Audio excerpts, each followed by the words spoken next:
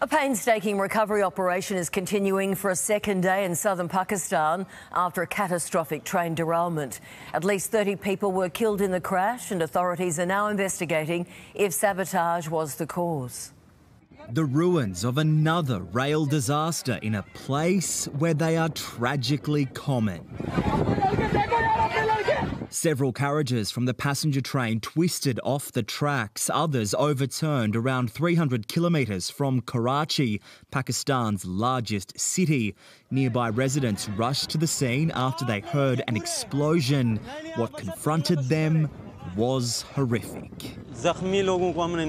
We did what we could, this man says, rescuing children and the elderly. At least 30 people were killed and more than 100 were injured. Survivors were taken to nearby hospitals where panic soon spread.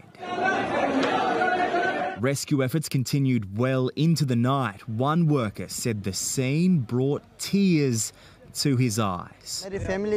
7 members of my family and 22 of my neighbours are missing, this man says. So far, we've only found 4 of them. The death toll is expected to rise as investigations into the cause get underway. Authorities are looking at mechanical failure or sabotage.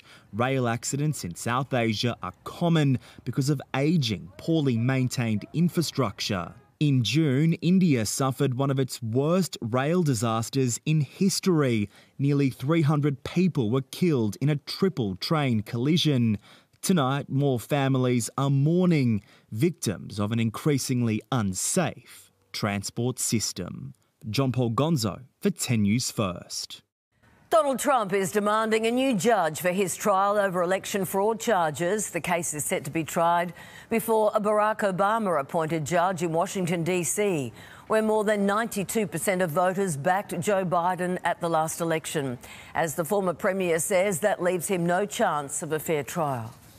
We expect a fair and just trial in the District of Columbia. And my role is simply to ensure that President Trump's rights, just like every American's rights, are protected every step of the way.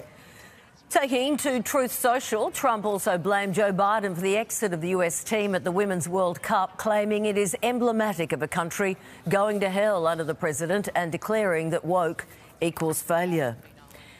Tit-for-tat attacks are continuing in Ukraine, with Russia this time targeting a blood transfusion centre in the northeast, killing 2 people and injuring 4 others. It is understood to be in response to Ukraine's strikes on a Russian port on the Black Sea and one of its warships. Drone attacks have also been stepped up in respective capital cities, with Moscow and Kyiv repeatedly struck. Firefighters in Albuquerque, New Mexico are battling to contain a massive blaze which has taken hold of a recycling centre.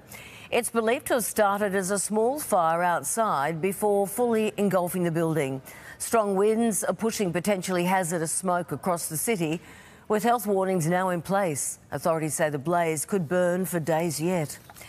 Major flooding is wreaking havoc in parts of Alaska, with this home collapsing into torrents of water in Juneau. It is one of several structures destroyed, with authorities issuing an emergency declaration. These particular floods were triggered after a dam containing a glacial lake broke. The Italian Coast Guard has been forced to undertake a daring rescue after 2 migrant boats capsized. It happened around 40 kilometres off the island of Lampedusa, the southernmost point of Italy, where dozens of people clinging to debris in rough seas. 57 people were hauled aboard a number of vessels where the bodies of 2 others were also recovered. Some survivors say more than 30 others are still missing. Around 1.5 million pilgrims have piled into Portugal for the final Mass at World Youth Day. Pope Francis addressed the massive crowd in Lisbon, telling them the Catholic Church needs them all, while urging them to follow their dreams. The Pontiff also announced that Seoul will host the next World Youth Day in 2027. It is a reflection of the importance of Asia to the Church, with South Korea in particular seeing a rapid rise in support.